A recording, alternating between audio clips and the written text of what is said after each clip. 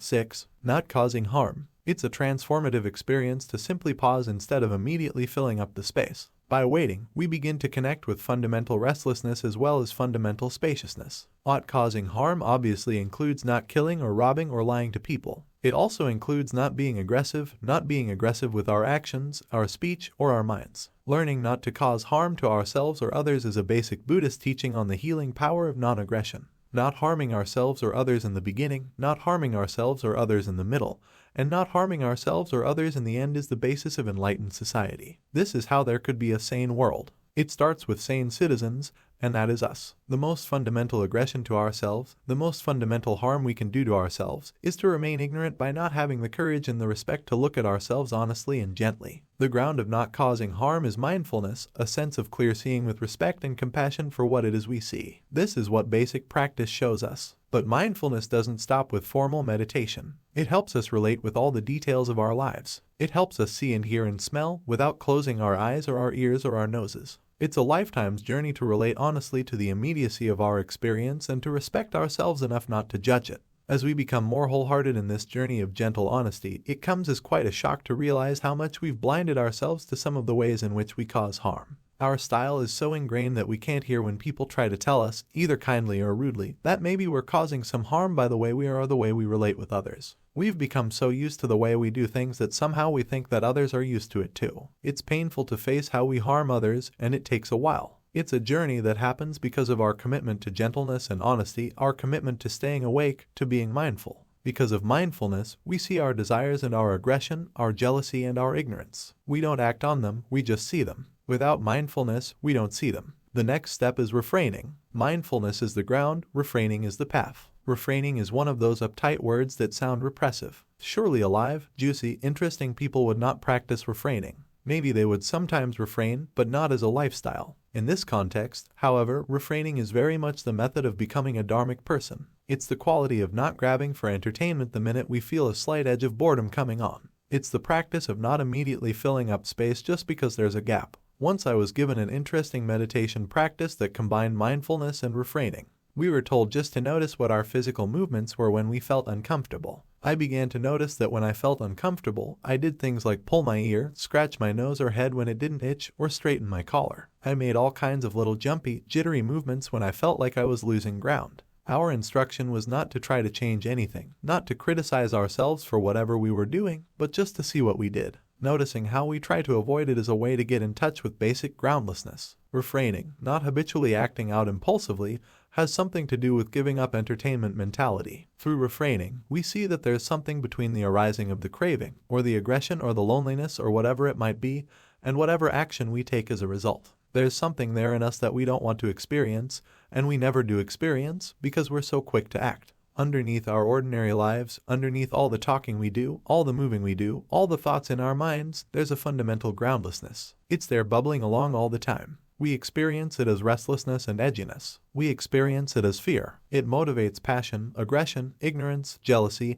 and pride, but we never get down to the essence of it. Refraining is the method for getting to know the nature of this restlessness and fear. It's a method for settling into groundlessness. If we immediately entertain ourselves by talking, by acting, by thinking, if there's never any pause, we will never be able to relax. We will always be speeding through our lives. We'll always be stuck with what my grandfather called a good case of the jitters. Refraining is a way of making friends with ourselves at the most profound level possible. We can begin to relate with what's underneath all the bubbles and burps and farts, all the stuff that comes out and expresses itself as uptight, controlling, manipulative behavior, or whatever it is. Underneath all that, there's something very soft, very tender that we experience as fear or edginess. Once there was a young warrior. Her teacher told her that she had to do battle with fear. She didn't want to do that. It seemed too aggressive, it was scary, it seemed unfriendly. But the teacher said she had to do it and gave her the instructions for the battle. The day arrived. The student warrior stood on one side, and fear stood on the other. The warrior was feeling very small, and fear was looking big and wrathful. They both had their weapons. The young warrior roused herself and went toward Fear, prostrated 3 times, and asked, "May I have permission to go into battle with you?" Fear said, "Thank you for showing me so much respect that you ask permission." Then the young warrior said, "How can I defeat you?" Fear replied, "My weapons are that I talk fast, and I get very close to your face. Then you get completely unnerved, and you do whatever I say. If you don't do what I tell you, I have no power. You can listen to me, and you can have respect for me. You can even be convinced by me. But if you don't do what I say, I have no power. In that way, the student warrior learned how to defeat fear. This is how it actually works. There has to be some kind of respect for the jitters, some understanding of how our emotions have the power to run us around in circles. That understanding helps us discover how we increase our pain, how we increase our confusion, how we cause harm to ourselves. Because we have basic goodness, basic wisdom, basic intelligence, we can stop harming ourselves and harming others. Because of mindfulness, we see things when they arise. Because of our understanding, we don't buy into the chain reaction that makes things grow from minute to expansive. We leave things minute. They stay tiny. They don't keep expanding into World War III or domestic violence. It all comes through learning to pause for a moment, learning not to just impulsively do the same thing again and again. It's a transformative experience to simply pause instead of immediately filling up the space. By waiting, we begin to connect with fundamental restlessness as well as fundamental spaciousness. The result is that we cease to cause harm. We begin to know ourselves thoroughly and to respect ourselves. Anything can come up, anything can walk into our house, we can find anything sitting on our living room couch, and we don't freak out. We have been thoroughly processed by coming to know ourselves, thoroughly processed by this honest, gentle mindfulness. This process connects us with the fruition of not causing harm, fundamental well-being of our body, speech, and mind. Well-being of body is like a mountain. A lot happens on a mountain. It hails, and the winds come up, and it rains and snows. The sun gets very hot, clouds cross over, animals shit and piss on the mountain, and so do people. People leave their trash, and other people clean it up. Many things come and go on this mountain, but it just sits there. When we've seen ourselves completely, there's a stillness of body that is like a mountain. We no longer get jumpy and have to scratch our noses, pull our ears, punch somebody, go running from the room, or drink ourselves into oblivion. A thoroughly good relationship with ourselves results in being still, which doesn't mean we don't run and jump and dance about. It means there's no compulsiveness. We don't overwork, overeat, oversmoke, overseduce. In short, we begin to stop causing harm. Well-being of speech is like a lute without strings. Even without strings, the musical instrument proclaims itself. This is an image of our speech being settled. It doesn't mean that we're controlling, uptight, trying hard not to say the wrong thing. It means that our speech is straightforward and disciplined. We don't start blurting out words just because no one else is talking and we're nervous. We don't chatter away like magpies and crows. We've heard it all, we've been insulted and we've been praised. We know what it is to be in situations where everyone is angry, where everyone is peaceful. We're at home in the world because we're at home with ourselves, so we don't feel that out of nervousness, out of our habitual pattern, we have to run at the mouth. Our speech is tamed, and when we speak, it communicates. We don't waste the gift of speech in expressing our neurosis. Well-being of mind is like a mountain lake without ripples. When the lake has no ripples, everything in the lake can be seen. When the water is all churned up, nothing can be seen. The still lake without ripples is an image of our minds at ease, so full of unlimited friendliness for all the junk at the bottom of the lake that we don't feel the need to churn up the waters just to avoid looking at what's there. Not causing harm requires staying awake. Part of being awake is slowing down enough to notice what we say and do. The more we witness our emotional chain reactions and understand how they work, the easier it is to refrain. It becomes a way of life to stay awake, slow down, and notice. At the root of all the harm we cause is ignorance. Through meditation, that's what we begin to undo. If we see that we have no mindfulness, that we rarely refrain, that we have little well-being, that is not confusion, that's the beginning of clarity. As the moments of our lives go by, our ability to be deaf, dumb, and blind just doesn't work so well anymore. Rather than making us more uptight, interestingly enough, this process liberates us. This is the liberation that naturally arises when we are completely here, without anxiety about imperfection. 7. Hopelessness and death. If we're willing to give up hope that insecurity and pain can be exterminated, then we can have the courage to relax with the groundlessness of our situation.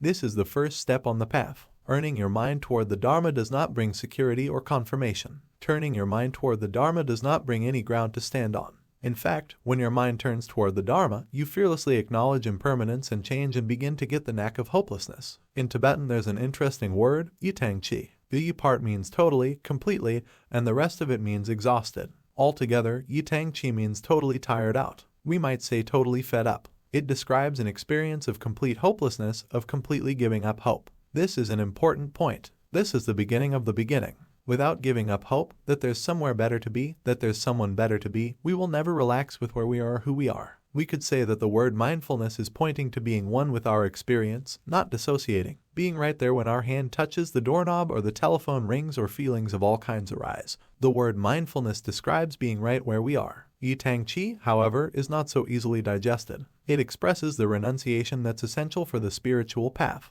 To think that we can finally get it all together is unrealistic. To seek for some lasting security is futile. To undo our very ancient and very stuck habitual patterns of mind requires that we begin to turn around some of our most basic assumptions. Believing in a solid, separate self continuing to seek pleasure and avoid pain, thinking that someone out there is to blame for our pain, one has to get totally fed up with these ways of thinking. One has to give up hope that this way of thinking will bring us satisfaction. Suffering begins to dissolve when we can question the belief or the hope that there's anywhere to hide. Hopelessness means that we no longer have the spirit for holding our trip together. We may still want to hold our trip together. We long to have some reliable, comfortable ground under our feet, but we've tried 1,000 ways to hide and 1,000 ways to tie up all the loose ends, and the ground just keeps moving under us. Trying to get lasting security teaches us a lot, because if we never try to do it, we never notice that it can't be done. Turning our minds toward the Dharma speeds up the process of discovery. At every turn we realize once again that it's completely hopeless, we can't get any ground under our feet.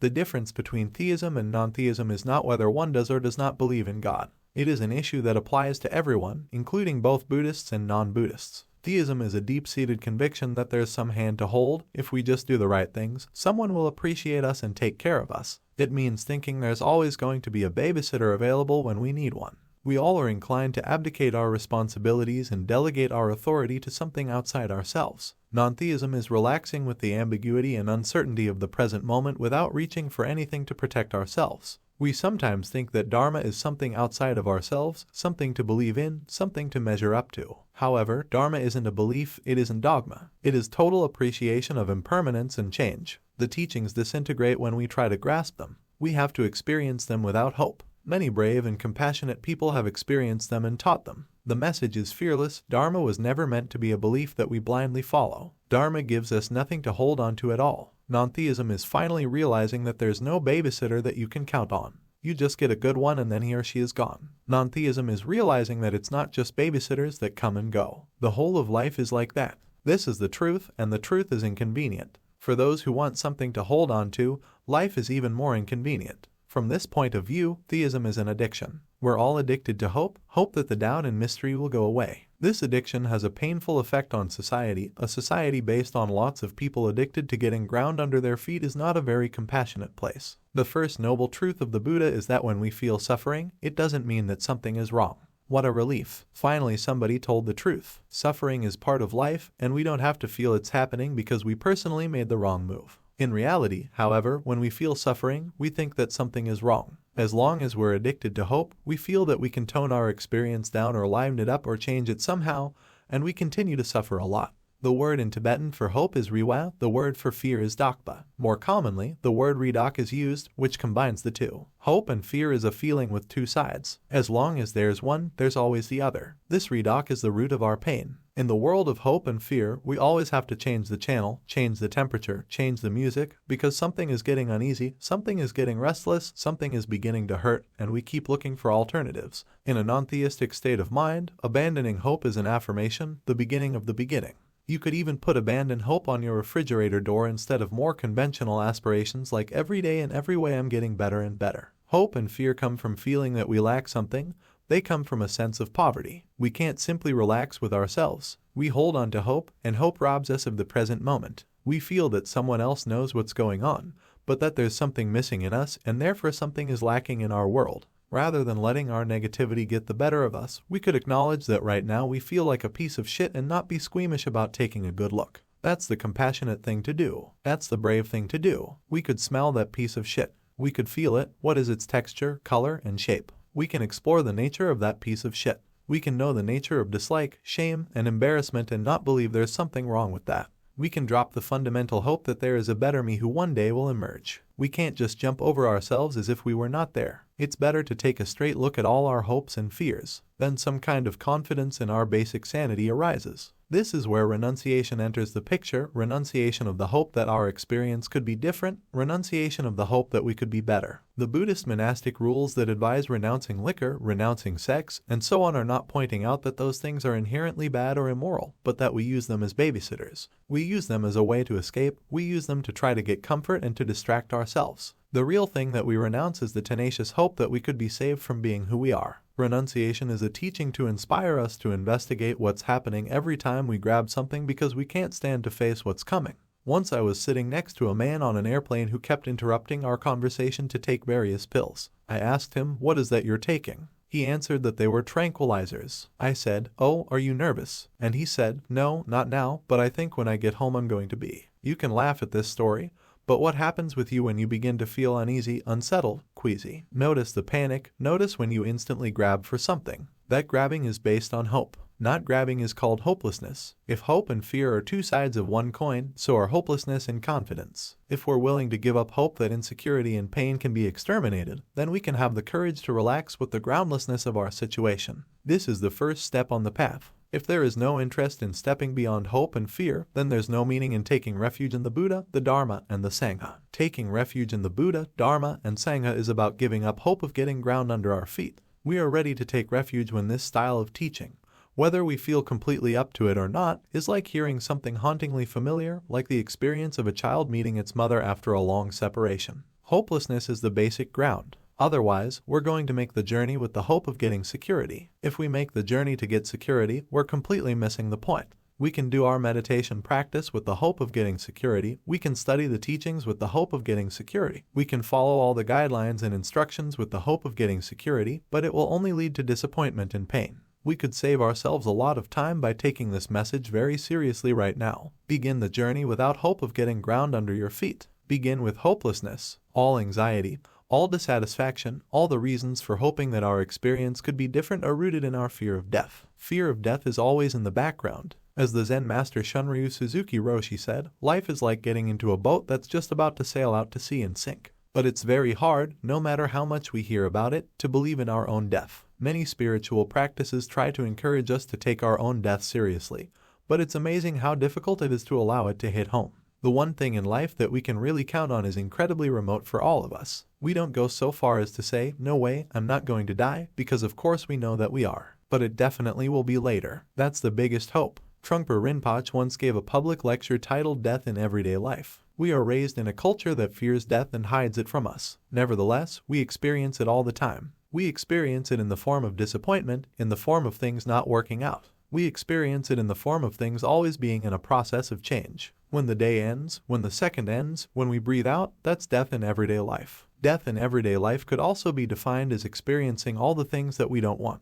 Our marriage isn't working, our job isn't coming together. Having a relationship with death in everyday life means that we begin to be able to wait, to relax with insecurity, with panic, with embarrassment, with things not working out. As the years go on, we don't call the babysitter quite so fast. Death and hopelessness provide proper motivation for living an insightful, compassionate life. But most of the time, warding off death is our biggest motivation. We habitually ward off any sense of problem. We're always trying to deny that it's a natural occurrence that things change, that the sand is slipping through our fingers. Time is passing. It's as natural as the seasons changing and day turning into night. But getting old, getting sick, losing what we love, we don't see those events as natural occurrences. We want to ward off that sense of death no matter what. When we have reminders of death, we panic. It isn't just that we cut our finger, blood begins to flow, and we put on a band-aid. We add something extra, our style. Some of us just sit there stoically and bleed all over our clothes. Some of us get hysterical. We don't just get a band-aid, we call the ambulance and go to the hospital. Some of us put on designer band-aids. But whatever our style is, it's not simple. It's not bare bones. Can't we just return to the bare bones? Can't we just come back? That's the beginning of the beginning. Bare bones, good old self. Bare bones, good old bloody finger. Come back to square one, just the minimum bare bones. Relaxing with the present moment, relaxing with hopelessness, relaxing with death, not resisting the fact that things end, that things pass, that things have no lasting substance, that everything is changing all the time. That is the basic message. When we talk about hopelessness and death, we're talking about facing the facts. No escapism. We may still have addictions of all kinds, but we cease to believe in them as a gateway to happiness. So many times we've indulged the short-term pleasure of addiction. We've done it so many times that we know that grasping at this hope is a source of misery that makes a short-term pleasure a long-term hell. Giving up hope is encouragement to stick with yourself, to make friends with yourself, to not run away from yourself, to return to the bare bones, no matter what's going on. Fear of death is the background of the whole thing. It's why we feel restless, why we panic, why there's anxiety. But if we totally experience hopelessness, giving up all hope of alternatives to the present moment, we can have a joyful relationship with our lives, an honest, direct relationship, one that no longer ignores the reality of impermanence and death. 8. 8 worldly dharmas. We might feel that somehow we should try to eradicate these feelings of pleasure and pain, loss and gain, praise and blame, fame and disgrace. A more practical approach would be to get to know them, see how they hook us, see how they color our perception of reality, see how they aren't all that solid. Then the 8 worldly dharmas become the means for growing wiser as well as kinder and more content. Any of the classic Buddhist teachings on hope and fear concerns what are known as the 8 worldly dharmas. These are 4 pairs of opposites, 4 things that we like and become attached to and 4 things that we don't like and try to avoid. The basic message is that when we are caught up in the 8 worldly dharmas, we suffer. First, we like pleasure, we are attached to it. Conversely, we don't like pain. Second, we like and are attached to praise. We try to avoid criticism and blame. Third, we like and are attached to fame. We dislike and try to avoid disgrace. Finally, we are attached to gain, to getting what we want. We don't like losing what we have. According to this very simple teaching, becoming immersed in these 4 pairs of opposites, pleasure and pain, loss and gain, fame and disgrace, and praise and blame, is what keeps us stuck in the pain of samsara. Whenever we're feeling good, our thoughts are usually about things we like, praise, gain, pleasure, and fame. When we're feeling uncomfortable and irritable and fed up, our thoughts and emotions are probably revolving around something like pain, loss, disgrace, or blame. Let's take praise and blame. Someone walks up to us and says, "You are old." If it just so happens that we want to be old, we feel really good. We feel as if we've just been praised. That gives us enormous pleasure and a sense of gain and fame. But suppose we have been obsessing all year about getting rid of wrinkles and firming up our jawline. When someone says, "You are old," we feel insulted. We've just been blamed, and we feel a corresponding sense of pain. Even if we don't talk about this particular teaching any further, we can already see that many of our mood swings are related to how we interpret what happens. If we look closely at our mood swings, we'll notice that something always sets them off. We carry around a subjective reality that is continually triggering our emotional reactions. Someone says, "You are old," and we enter into a particular state of mind, either happy or sad, delighted or angry. For someone else, the same experience might be completely neutral. Words are spoken, letters are received, phone calls are made, food is eaten, things appear or don't appear. We wake up in the morning, we open our eyes, and events happen all day long, until we go to sleep. A lot is happening in our sleep, too. All night long we encounter the people and events of our dreams. How do we react to what occurs? Are we attached to certain kinds of experiences? Do we reject or avoid others? How hooked do we get by these 8 worldly dharmas? The irony is that we make up the 8 worldly dharmas. We make them up in reaction to what happens to us in this world. They are nothing concrete in themselves. Even more strange is that we are not all that solid either. We have a concept of ourselves that we reconstruct moment by moment and reflexively try to protect. But this concept that we are protecting is questionable. It's all much ado about nothing, like pushing and pulling a vanishing illusion. We might feel that somehow we should try to eradicate these feelings of pleasure and pain, loss and gain, praise and blame, fame and disgrace. A more practical approach would be to get to know them, see how they hook us, see how they color our perception of reality, see how they aren't all that solid. Then the 8 worldly dharmas become the means for growing wiser as well as kinder and more content. To begin with, in meditation we can notice how emotions and moods are connected with having lost or gained something, having been praised or blamed, and so forth. We can notice how what begins as a simple thought, a simple quality of energy, quickly blossoms into full-blown pleasure and pain. We have to have a certain amount of fearlessness, of course, because we like it all to come out on the pleasure, praise, fame, gain side. We like to ensure that everything will come out in our favor. But when we really look, we're going to see that we have no control over what occurs at all. We have all kinds of mood swings and emotional reactions. They just come and go endlessly. Sometimes we're going to find ourselves completely caught up in a drama. We're going to be just as angry as if someone had just walked into the room and slapped us in the face. Then it might occur to us, wait a minute, what's going on here? We look into it and are able to see that, out of nowhere, we feel that we have lost something or been insulted. Where this thought came from we don't know, but here we are, hooked again by the 8 worldly dharmas. Right then, we can feel that energy, do our best to let the thoughts dissolve, and give ourselves a break. Beyond all that fuss and bother is a big sky. Right there in the middle of the tempest, we can drop it and relax. Or we might be completely caught up in a delightful, pleasurable fantasy. We look into it and see that, out of nowhere, we feel we have gained something, won something, been praised for something. What pops up is out of our control, totally unpredictable, like the images in a dream. But up it comes, and we're hooked again by the 8 worldly dharmas. The human race is so predictable. A tiny thought arises, then escalates, and before we know what hit us, we're caught up in hope and fear. In the 8th century, a remarkable man introduced Buddhism into Tibet. His name was Padmasambhava, the lotus-born. He is also called Guru Rinpoche. The legend is that he simply appeared one morning sitting on a lotus in the middle of a lake. It is said that this unusual child was born completely awake, knowing from the very first moment that phenomena, both outer and inner, have no reality at all. What he didn't know was how everyday things functioned in his world. He was a very inquisitive boy. He found out on the first day that because of his radiance and beauty, everyone was attracted to him. He saw too that when he was joyful and playful, people were happy and showered him with praise. The king of this country was so taken with the child that he took Guru Rinpoche to live in the palace and treated him like a son. Then one day the boy went up to play on the flat roof of the palace, taking with him the king's ritual instruments, a bell and a metal scepter called a vajra. Completely delighted, he danced around on the rooftop, ringing the bell and spinning the vajra. Then with great curiosity, he tossed them into space. They fell to the street below, landing on the heads of 2 passers-by and killing them instantly. The people of the country were so outraged that they demanded that the king exile Guru Rinpoche. That very day, without any baggage or food, he was sent off into the wilderness alone. This inquisitive child had learned a powerful lesson about the workings of the world. The story goes that this brief but vivid encounter with praise and blame was all he needed to figure out the everyday operations of samsara. From then on he abandoned hope and fear and worked joyfully to awaken others. We can also use our lives this way. We can explore these familiar pairs of opposites in everything we do. Instead of automatically falling into habitual patterns, we can begin to notice how we react when someone praises us. When someone blames us, how do we react? When we've lost something, how do we react? When we feel we've gained something, how do we react? When we feel pleasure or pain, is it as simple as that? Do we just feel pleasure or pain? Or is there a whole libretto that goes along with it?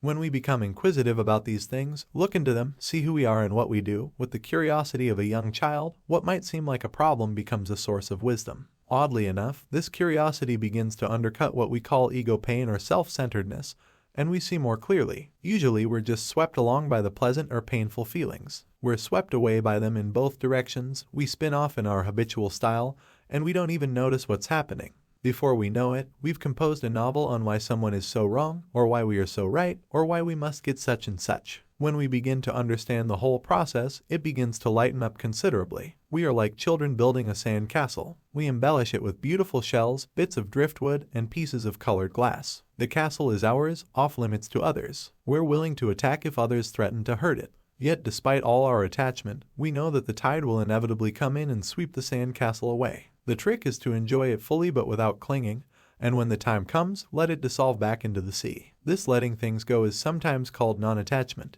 but not with the cool, remote quality often associated with that word. This non-attachment has more kindness and more intimacy than that. It's actually a desire to know, like the questions of a 3-year-old. We want to know our pain so we can stop endlessly running. We want to know our pleasure so we can stop endlessly grasping. Then somehow our questions get bigger and our inquisitiveness more vast. We want to know about loss so we might understand other people when their lives are falling apart. We want to know about gain so we might understand other people when they are delighted or when they get arrogant and puffed up and carried away. When we become more insightful and compassionate about how we ourselves get hooked, we spontaneously feel more tenderness for the human race. Knowing our own confusion, we're more willing and able to get our hands dirty and try to alleviate the confusion of others. If we don't look into hope and fear, seeing a thought arise, seeing the chain reaction that follows, if we don't train in sitting with that energy without getting snared by the drama, then we're always going to be afraid. The world we live in, the people we meet, the animals emerging from doorways, everything will become increasingly threatening. So we start by simply looking into our own hearts and minds. Probably we start looking because we feel inadequate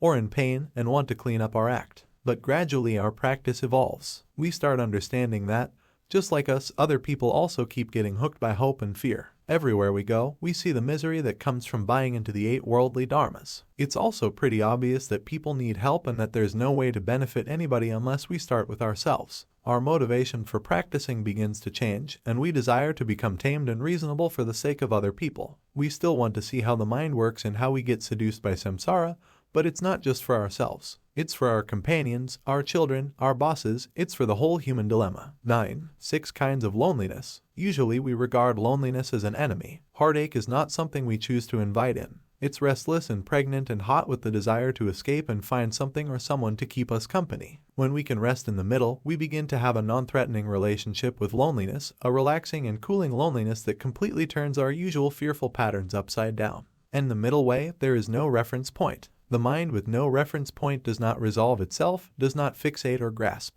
How could we possibly have no reference point? To have no reference point would be to change a deep-seated habitual response to the world, wanting to make it work out one way or the other. If I can't go left or right, I will die. When we don't go left or right, we feel like we are in a detox center. We're a lone cold turkey with all the edginess that we've been trying to avoid by going left or right. That edginess can feel pretty heavy. However, years and years of going to the left or right, going to yes or no, going to right or wrong has never really changed anything. Scrambling for security has never brought anything but momentary joy. It's like changing the position of our legs in meditation. Our legs hurt from sitting cross-legged, so we move them. And then we feel, phew, what a relief. But 2.5 minutes later, we want to move them again. We keep moving around seeking pleasure, seeking comfort, and the satisfaction that we get is very short-lived. We hear a lot about the pain of samsara, and we also hear about liberation. But we don't hear much about how painful it is to go from being completely stuck to becoming unstuck. The process of becoming unstuck requires tremendous bravery, because basically we are completely changing our way of perceiving reality,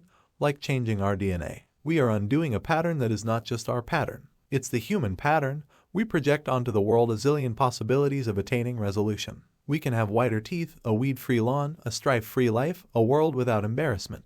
We can live happily ever after. This pattern keeps us dissatisfied and causes us a lot of suffering. As human beings, not only do we seek resolution, but we also feel that we deserve resolution. However, not only do we not deserve resolution, we suffer from resolution. We don't deserve resolution, we deserve something better than that. We deserve our birthright, which is the middle way, an open state of mind that can relax with paradox and ambiguity. To the degree that we've been avoiding uncertainty, we're naturally going to have withdrawal symptoms. Withdrawal from always thinking that there's a problem and that someone, somewhere, needs to fix it. The middle way is wide open, but it's tough going because it goes against the grain of an ancient neurotic pattern that we all share. When we feel lonely, when we feel hopeless, what we want to do is move to the right or the left. We don't want to sit and feel what we feel. We don't want to go through the detox. Yet the middle way encourages us to do just that. It encourages us to awaken the bravery that exists in everyone without exception, including you and me. Meditation provides a way for us to train in the middle way, in staying right on the spot. We are encouraged not to judge whatever arises in our mind.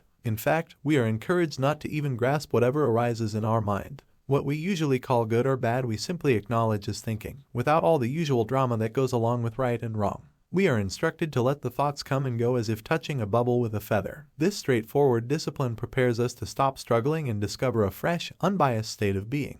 The experience of certain feelings can seem particularly pregnant with desire for resolution, loneliness, boredom, anxiety. Unless we can relax with these feelings, it's very hard to stay in the middle when we experience them. We want victory or defeat, praise or blame. For example, if somebody abandons us, we don't want to be with that raw discomfort. Instead, we conjure up a familiar identity of ourselves as a hapless victim. Or maybe we avoid the rawness by acting out and righteously telling the person how messed up he or she is. We automatically want to cover over the pain in one way or another, identifying with victory or victimhood. Usually we regard loneliness as an enemy. Heartache is not something we choose to invite in. It's restless and pregnant and hot with the desire to escape and find something or someone to keep us company. When we can rest in the middle, we begin to have a non-threatening relationship with loneliness, a relaxing and cooling loneliness that completely turns our usual fearful patterns upside down. There are 6 ways of describing this kind of cool loneliness. They are less desire, contentment, avoiding unnecessary activity, complete discipline, not wandering in the world of desire, and not seeking security from one's discursive thoughts. Less desire is the willingness to be lonely without resolution when everything in us yearns for something to cheer us up and change our mood.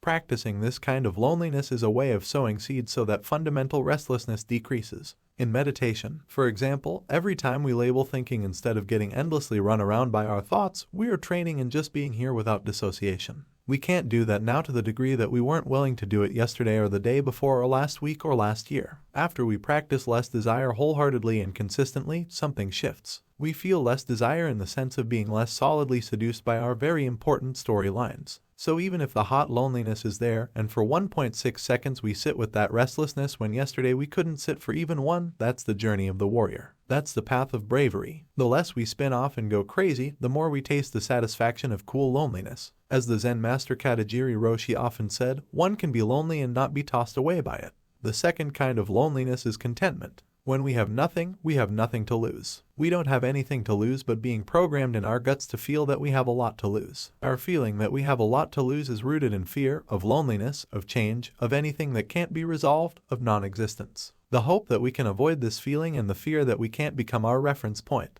When we draw a line down the center of a page, we know who we are if we're on the right side and who we are if we're on the left side. But we don't know who we are when we don't put ourselves on either side. Then we just don't know what to do. We just don't know. We have no reference point, no hand to hold. At that point, we can either freak out or settle in. Contentment is a synonym for loneliness, cool loneliness, settling down with cool loneliness. We give up believing that being able to escape our loneliness is going to bring any lasting happiness or joy or sense of well-being or courage or strength. Usually we have to give up this belief about 1,000,000,000 times, again and again, making friends with our jumpiness and dread, doing the same old thing 1,000,000,000 times with awareness. Then, without our even noticing, something begins to shift. We can just be lonely with no alternatives, content to be right here with the mood and texture of what's happening.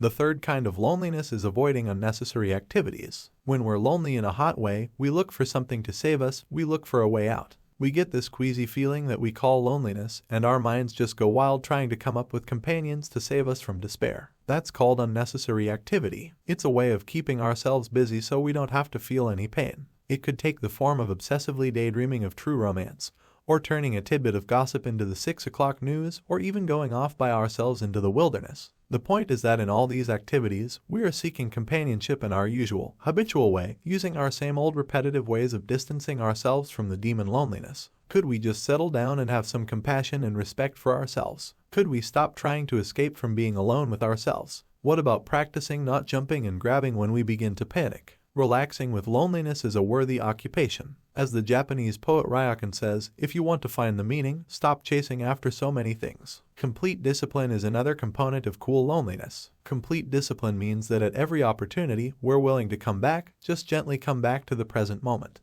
This is loneliness as complete discipline. We're willing to sit still, just be there, alone. We don't particularly have to cultivate this kind of loneliness, we could just sit still long enough to realize it's how things really are. We are fundamentally alone, and there is nothing anywhere to hold on to. Moreover, this is not a problem. In fact, it allows us to finally discover a completely unfabricated state of being. Our habitual assumptions, all our ideas about how things are, keep us from seeing anything in a fresh, open way. We say, oh yes, I know, but we don't know. We don't ultimately know anything. There's no certainty about anything. This basic truth hurts, and we want to run away from it. But coming back and relaxing with something as familiar as loneliness is good discipline for realizing the profundity of the unresolved moments of our lives. We are cheating ourselves when we run away from the ambiguity of loneliness. Not wandering in the world of desire is another way of describing cool loneliness. Wandering in the world of desire involves looking for alternatives, seeking something to comfort us, food, drink, people. The word desire encompasses that addiction quality, the way we grab for something because we want to find a way to make things okay. That quality comes from never having grown up. We still want to go home and be able to open the refrigerator and find it full of our favorite goodies. When the going gets tough, we want to yell mom. But what we're doing as we progress along the path is leaving home and becoming homeless. Not wandering in the world of desire is about relating directly with how things are. Loneliness is not a problem. Loneliness is nothing to be solved. The same is true for any other experience we might have. Another aspect of cool loneliness is not seeking security from one's discursive thoughts. The rug's been pulled, the jig is up, there is no way to get out of this one. We don't even seek the companionship of our own constant conversation with ourselves about how it is and how it isn't, whether it is or whether it isn't, whether it should or whether it shouldn't, whether it can or whether it can't. With cool loneliness, we do not expect security from our own internal chatter. That's why we are instructed to label it thinking. It has no objective reality. It is transparent and ungraspable. We're encouraged to just touch that chatter and let it go, not make much ado about nothing. Cool loneliness allows us to look honestly and without aggression at our own minds. We can gradually drop our ideals of who we think we ought to be, or who we think we want to be, or who we think other people think we want to be or ought to be. We give it up and just look directly with compassion and humor at who we are. Then loneliness is no threat and heartache, no punishment. Cool loneliness doesn't provide any resolution or give us ground under our feet. It challenges us to step into a world of no reference point without polarizing or solidifying. This is called the middle way, or the sacred path of the warrior. When you wake up in the morning and out of nowhere comes the heartache of alienation and loneliness, could you use that as a golden opportunity? Rather than persecuting yourself or feeling that something terribly wrong is happening, right there in the moment of sadness and longing, could you relax and touch the limitless space of the human heart? The next time you get a chance, experiment with this. 10. Curious about existence. Recognize impermanence and suffering and egolessness at the kitchen sink level and be inquisitive about your reactions. Find out for yourself about peace and whether or not it's true that our fundamental situation is joyful. Here are 3 truths, traditionally called 3 marks of our existence: impermanence, suffering, and egolessness. Even though they accurately describe the rock-bottom qualities of our existence, these words sound threatening. It's easy to get the idea that there is something wrong with impermanence, suffering, and egolessness, which is like thinking that there is something wrong with our fundamental situation. But there's nothing wrong with impermanence, suffering, and egolessness. They can be celebrated.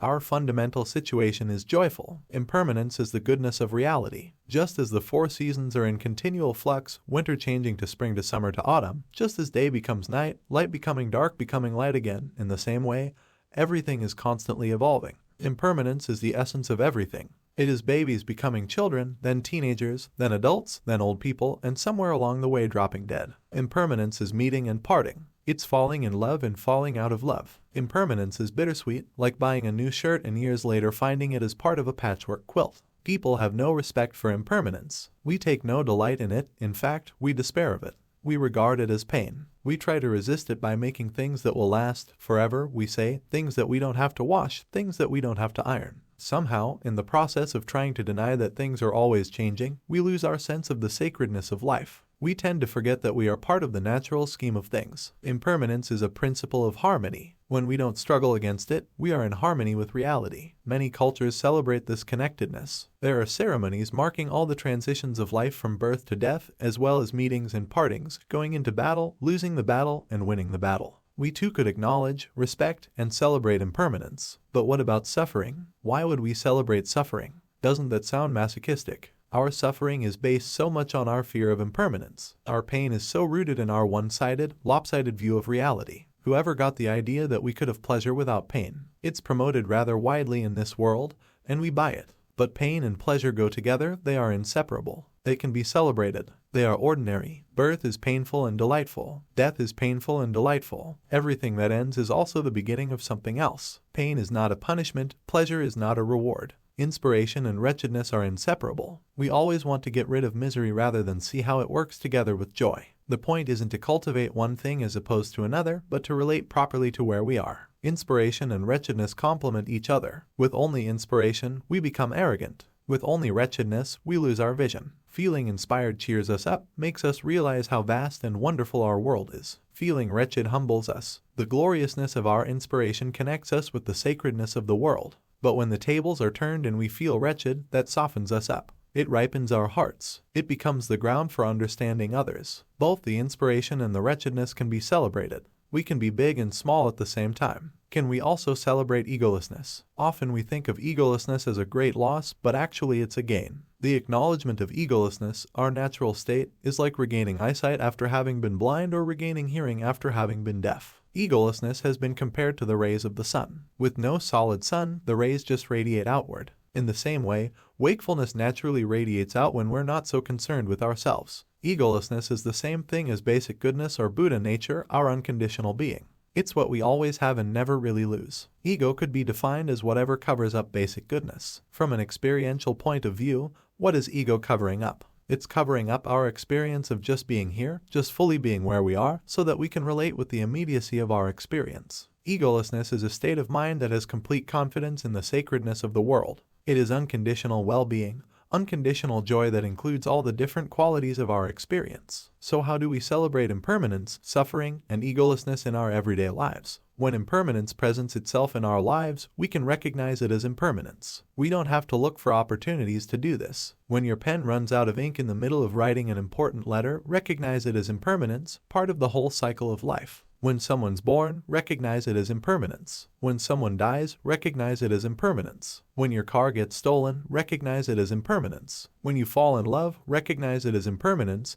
and let that intensify the preciousness. When a relationship ends, recognize it as impermanence. There are countless examples of impermanence in our lives every day, from the moment we wake up until we fall asleep and even while we're dreaming, all the time. This is a 24-hour-a-day practice. Recognize impermanence as impermanence. Then we can recognize our reaction to impermanence. This is where curiosity comes in. Usually we just react habitually to events in our lives. We become resentful or delighted, excited or disappointed. There's no intelligence involved, no cheerfulness. But when we recognize impermanence as impermanence, we can also notice what our reaction to impermanence is. This is called mindfulness, awareness, curiosity, inquisitiveness, paying attention. Whatever we call it, it's a very helpful practice, the practice of coming to know ourselves completely. When suffering arises in our lives, we can recognize it as suffering. When we get what we don't want, when we don't get what we do want, when we become ill, when we're getting old, when we're dying, when we see any of these things in our lives, we can recognize suffering as suffering.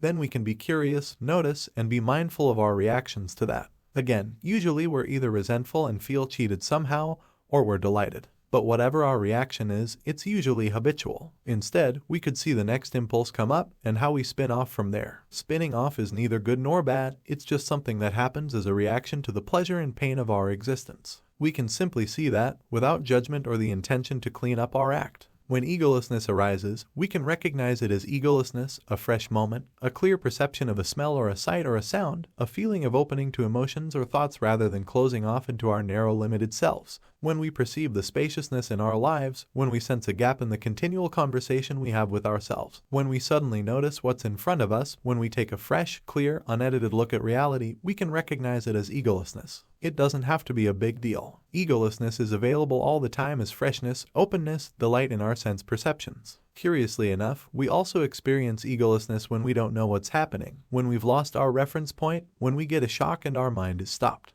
We can notice our reactions to that. Sometimes we open further, sometimes we quickly shut down. In any case, when egolessness occurs in our lives, we can recognize it as egolessness. We can notice, be curious, be mindful of our reactions and of what happens next. Often peace is taught as the fourth mark of existence. This isn't the peace that's the opposite of war. It's the well-being that comes when we can see the infinite pairs of opposites as complementary. If there is beauty, there must be ugliness. If there is right, there is wrong. Wisdom and ignorance cannot be separated. This is an old truth, one that men and women like ourselves have been discovering for a long time. Cultivating moment-to-moment curiosity, we just might find that day by day this kind of peace dawns on us, and we begin to understand what all the books have been talking about. So don't take anything for granted, and don't believe everything you're told. Without being cynical or gullible, look for the living quality of the Dharma. Recognize impermanence and suffering and egolessness at the kitchen sink level, and be inquisitive about your reactions. Find out for yourself about peace and whether or not it's true that our fundamental situation is joyful.